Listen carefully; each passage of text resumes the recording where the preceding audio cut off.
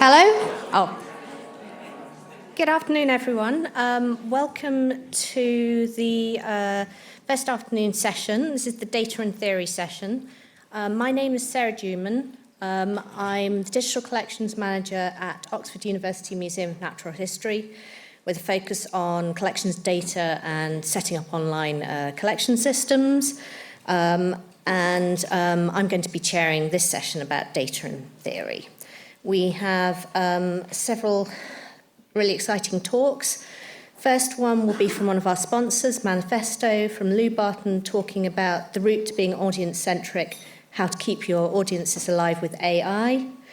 Then Jennifer Thomas will be talking on getting to know the digital audience for a national art collection.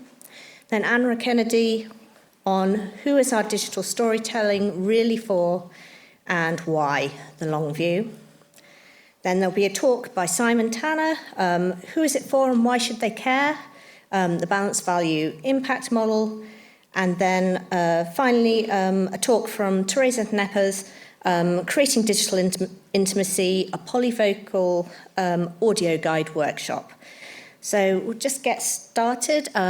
Please could you welcome Barton from Manifesto, who have been one of our conference sponsors, and she's going to talk today about the route to being audience-centric and how to keep your audiences alive with AI, and she's the digital strategist at Manifesto. So thank you very much for coming.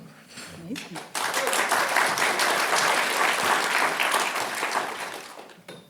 Wonderful. So a big hello and welcome. Firstly, how are we all feeling after that really tasty lunch? Because got slightly the sleepy slot after lunch, so hopefully we'll bring some energy. And if the slides are up. But before we get going, lovely to meet you. I'm Barton, and I'm a senior digital strategist at Manifesto. And as an audience research nerd, when I saw today's theme, I absolutely jumped at the opportunity to talk with all of you lovely lot today.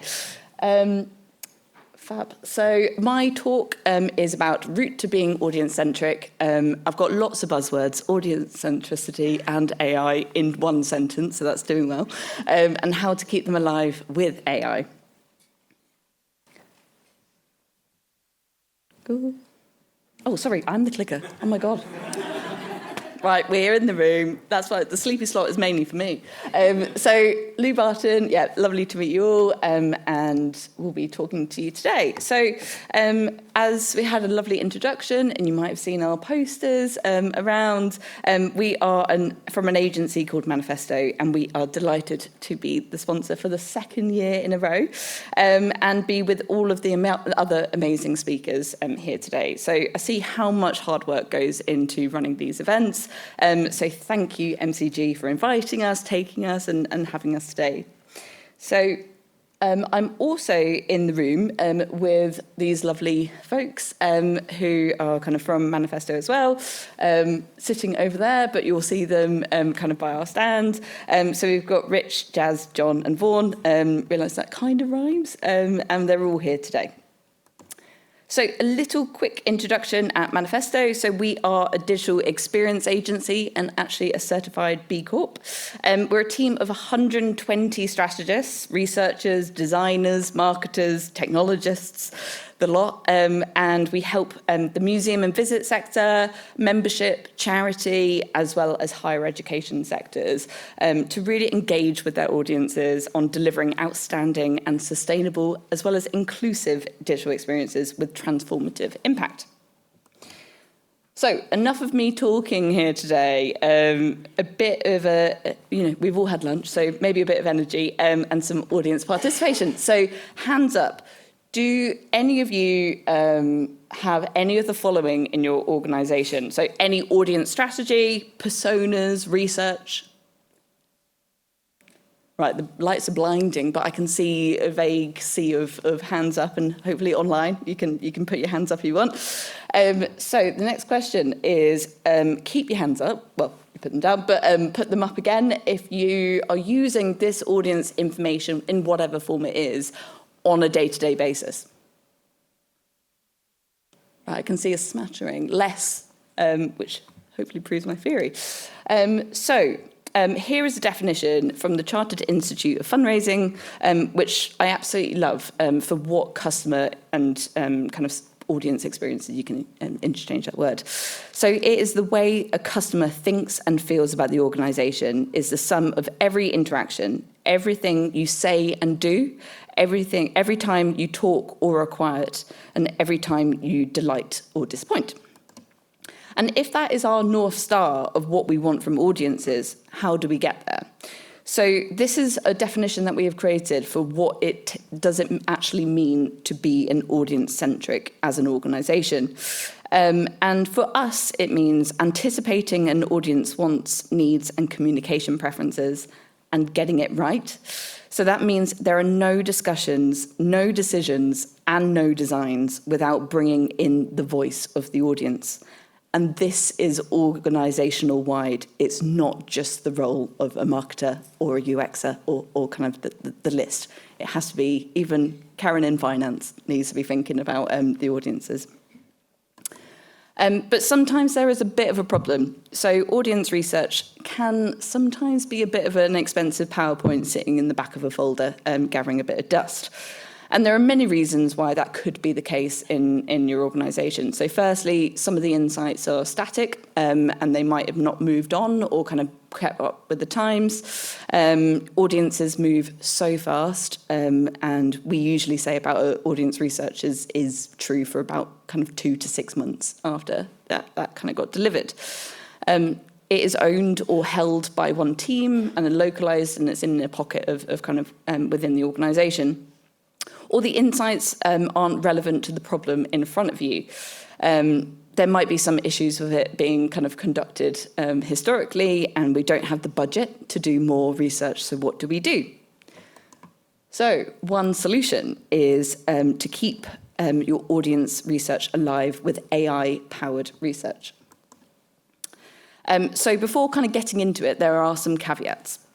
So firstly, you have to have had some audience research to kind of know who you're asking within the tool and define who your audience is and know like whether that's the right audience for your defined problem.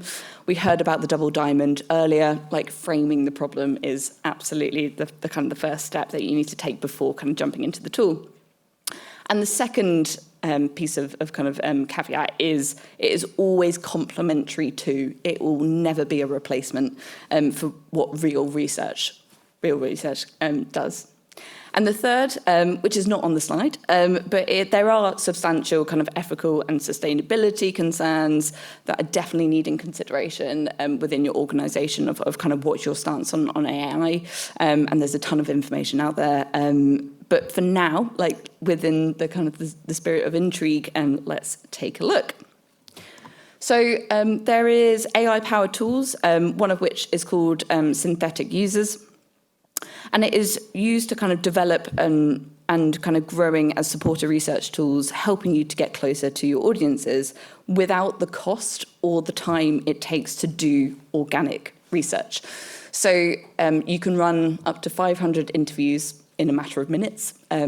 Scary stuff. But the way it works is all publicly available data that exists on the internet is used in the AI model and it shuffles between different LLMs. I can't ever say that.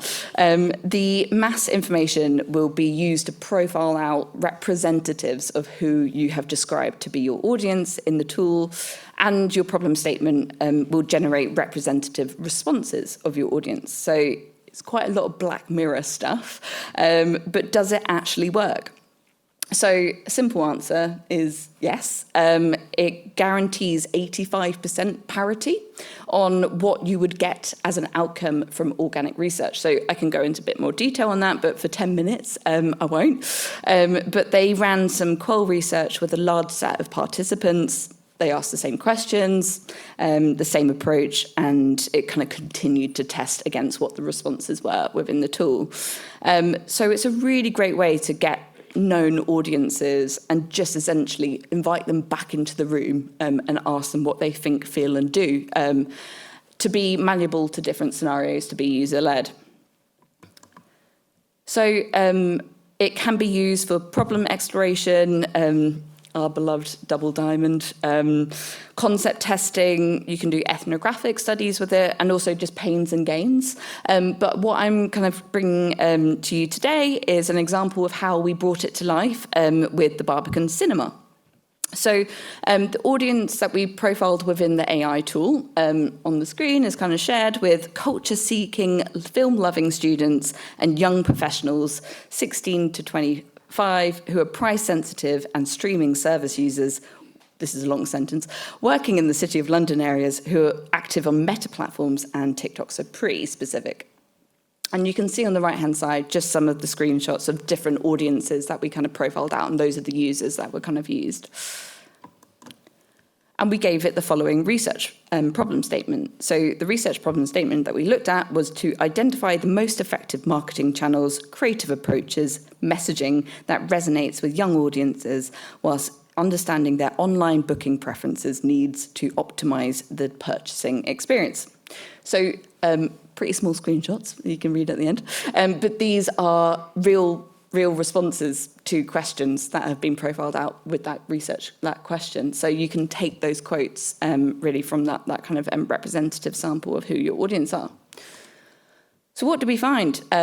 Ultimately, this is a big, long list, but we found within the discovery space, social channels are used for different types of cultural explorations. So art and film was in really kind of around the Instagram space, music around TikTok, for example.